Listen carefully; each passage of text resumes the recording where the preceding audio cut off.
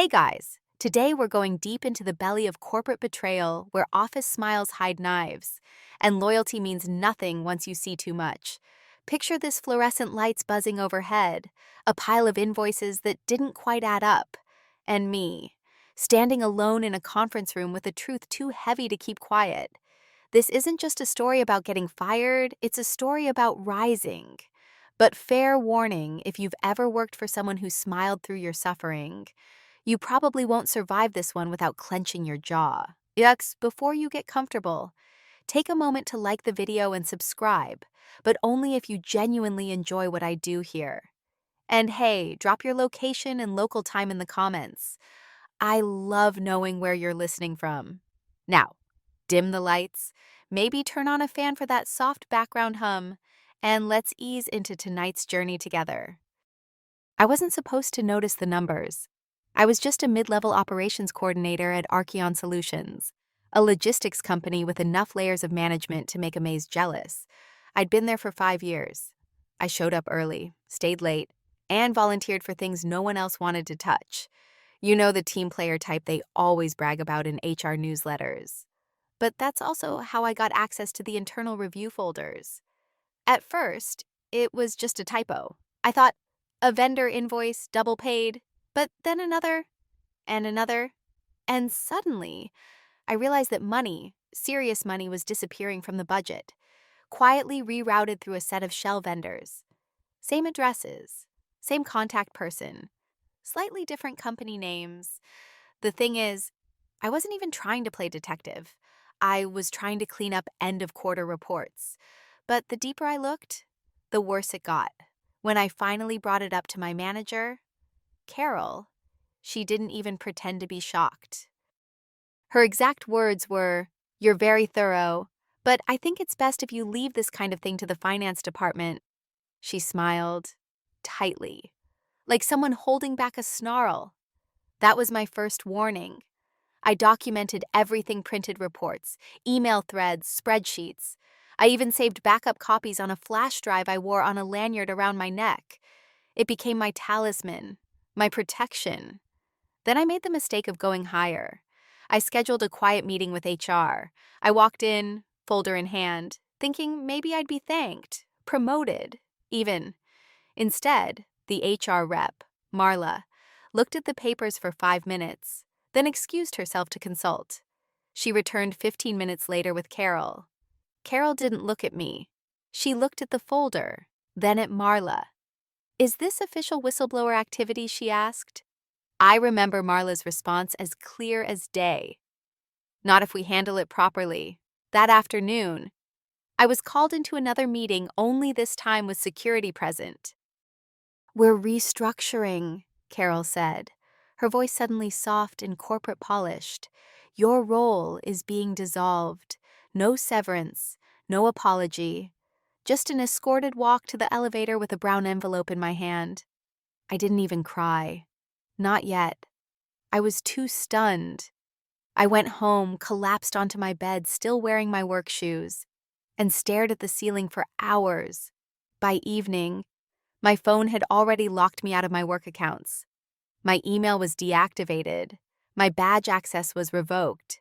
It was like I'd never existed there. The next morning, I got an email from HR sent to my personal account. "Please refrain from sharing confidential information externally.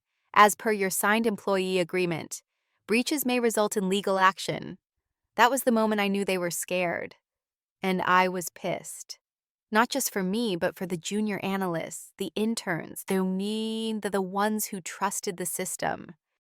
For every after-hours pizza night I organized, for every time I covered for a sick coworker, for all the trust I gave them. They didn't fire me because I did something wrong. They fired me because I did something right. And now, with nothing to lose, I had a decision to make. Would I fight back, or would I outgrow them? The days that followed were a blur of cold pizza, LinkedIn updates, and deep, gut-twisting anger. You know, the kind, the slow boil that wakes you at 3 a.m., with a phantom argument in your head and no one to shout at but the dark. I sent out resumes like flares into the night. Got ghosted more times than I could count. A couple of interviews fizzled out once they heard why I left my last job. Whistleblowers make people nervous. I tried temp work, customer support, admin gigs that paid peanuts and treated you like a screen with fingers. But that voice inside wouldn't shut up. The one that kept whispering, "You saw too much to go back to pretending." And then something small but game-changing happened. I was at a networking event in a sad hotel ballroom with stale crackers and warmer wine. A woman I barely knew from my old vendor contacts waved me over. "Hey, I heard what happened." Carol's still breathing fire over it. My stomach twisted. "Yeah, well, I'm just trying to move on." She tilted her head. "Why, you had the whole blueprint." "What do you mean?" She leaned closer. "You knew what they were doing. The routing systems, the gaps in freight tracking. You were halfway to building your own firm." I laughed. A short, bitter sound. With what? My $0 and destroyed reputation, she didn't flinch. "I know 2 investors looking to disrupt logistics. They're tired of old-school bloat." "Want intros?" I paused. Every rational part of me screamed too risky, but another part quiet. Persistent said try. So I met with the investors. 2 women, Mira and Janice, former Fortune 500 execs turned angel investors with sharp eyes and no patience for fluff. I pitched an idea over coffee, scribbling on napkins a lean logistics firm that used AI-based shipment forecasting, transparent invoicing, and live vendor ratings. No shell games, no black boxes, just speed, ethics, and trust. They didn't blink. "How fast can you prototype it?" Mira asked. "Give me 3 months." I said, lying. I had no idea what I was doing, but I figured it out. I partnered with a freelance developer, scraped together a basic platform using open source tools, and started testing. I called it Open Path Logistics because I wanted every path to be visible. Nothing hidden, nothing dirty. At first, it was small, just 1 client, then 2. Mostly low-volume shipments from boutique suppliers who were sick of being overcharged and underinformed. I handled everything: scheduling, tracking, customer service, invoicing. I worked out of my kitchen, slept 4 hours a night, ate too many instant noodles. But something was happening. Clients liked the honesty, the responsiveness, the fact that I actually cared about their cargo like it was my own. Word started spreading, slowly, organically. Then came the call I never expected. It was from a mid-tier company I'd once supported during my Archeon days. They'd heard I was doing something new. "We're tired of the games," the CEO said. "Can you give us a proposal?" I stayed up all night building a pitch deck, typed until my fingers cramped. They signed a 3-month contract the next day. And just like that, OpenPath was no longer a one-woman show. I hired 2 interns, then a project manager, rented a small office, upgraded my software, reinforced the flash drive I still wore like armor with encrypted backups and cloud syncs. Every time I saw Archeon's logo in the wild, my heart thudded. I knew they hadn't forgotten me, but I also knew they didn't see me as a threat. Not yet, but the tide was turning. One afternoon, Mira called me. "Did you hear what Archeon's CFO just resigned? There's chatter about a potential audit." I sat down, hard. My knees actually buckled. I knew what that meant. The rot I'd spotted the one they fired me for it was surfacing. "You're not done with them," Mira said. "But when the moment comes, make sure you write the story." That night, I walked past my old office building, just stood across the street for a while. The lights were still on, the same reception desk, the same glass doors, and I realized something they hadn't changed. But I was no longer the girl begging HR to do the right thing. I was the woman building the company that would replace them. A year after my firing, OpenPath was running lean but loud. We weren't huge, but we were fast, agile, and clean. Our reputation grew in the shadow of everything Archeon had once been bloated, slow, and secretive. Clients didn't want pretty brochures anymore. They wanted transparency, accuracy, and someone who picked up the damn phone when things went sideways. That was us. We didn't have a polished brand campaign. We didn't do glitzy trade shows. What we had was one thing Archeon had long abandoned: trust. By the end of year 1, we were profitable. By mid-year 2, we had a wait list. And then the news broke. A federal investigation was being launched into Archeon Solutions for internal fraud, vendor manipulation, and misappropriation of operational funds. My jaw dropped when I saw the article, not because it was happening, but because it was happening publicly. The audit had gone deep, apparently. More than one whistleblower had surfaced since me. But it was the invoices, those same ones I'd flagged, saved, and archived, that finally broke it open. I wasn't mentioned by name, but people in the industry started putting it together. The anonymous ops girl who'd gotten fired, she hadn't vanished. She'd started this.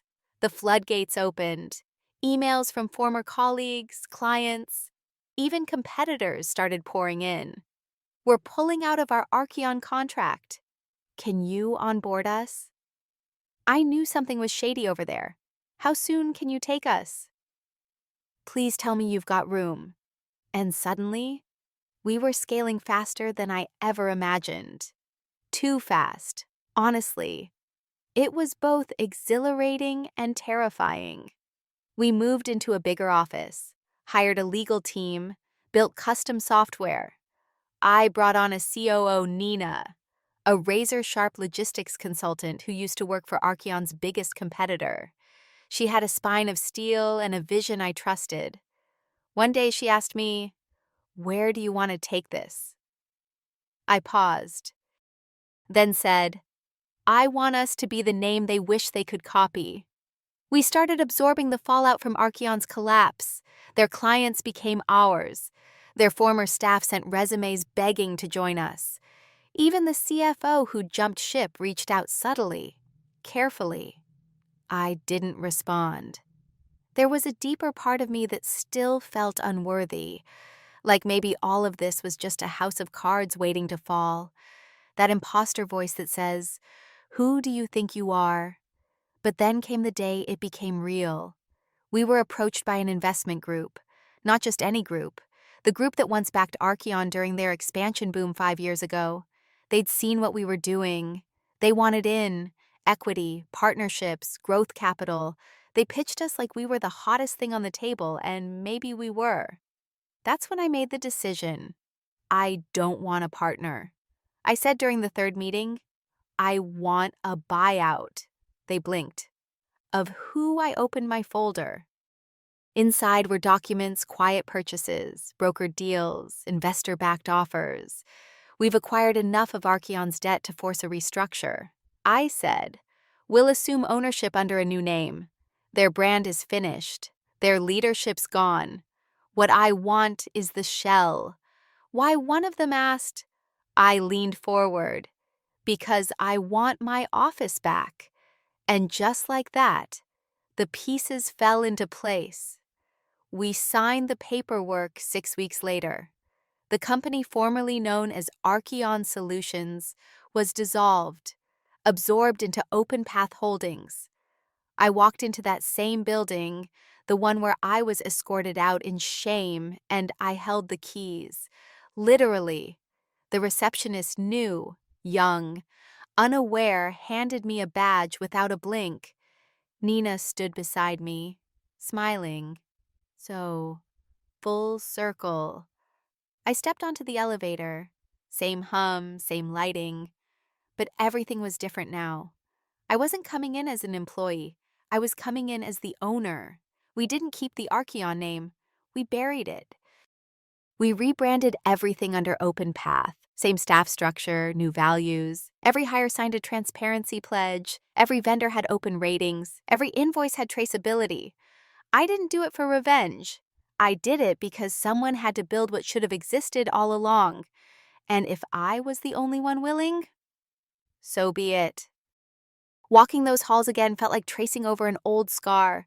The corners were the same, the paint smelled the same, but I wasn't the same, not even close. My office, once Carol's, had been stripped of its former smugness. I kept the glass desk, but tossed the fake orchids and the framed stock photos of handshakes.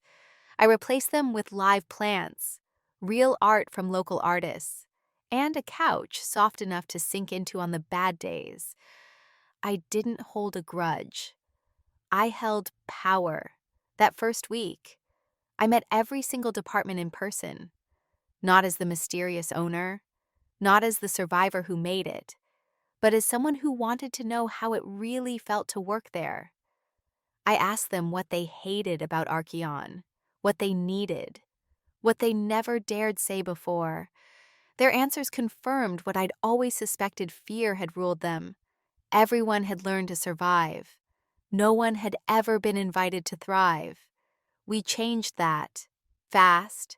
We created anonymous feedback channels, revamped our pay structures, rebuilt our internal code of conduct this time for humans, not just legal checkboxes. I didn't want to be a cool boss. I wanted to be safe. I also hired a therapist. Not for me, though. Maybe I needed one, too, but as an in-house wellness consultant. Some employees could see it for free. No judgment, no bureaucracy. I'll never forget the first time someone used it. It was one of our junior analysts, barely 24. They sent me a quiet thank you note after their session, saying, "I finally feel like I can breathe at work." That, more than profit margins or press write-ups, told me we were doing something right. We became known for our radical transparency, not just in operations, but in leadership. Every quarter, we shared our finances with the entire staff. We admitted mistakes. We asked for solutions. Some people didn't like it. They left. But most stayed. Because people don't leave jobs, they leave cultures. And ours was becoming something people wanted to be a part of. It wasn't perfect. Growth never is. We had bugs, missed deadlines, a vendor dispute that nearly tanked a major contract, but we handled it publicly, with honesty. And every time something shook our foundation, we added rebar. Stronger, wiser, real. About a year after the buyout, I got a message in my inbox that made me stop breathing. It was from Carol.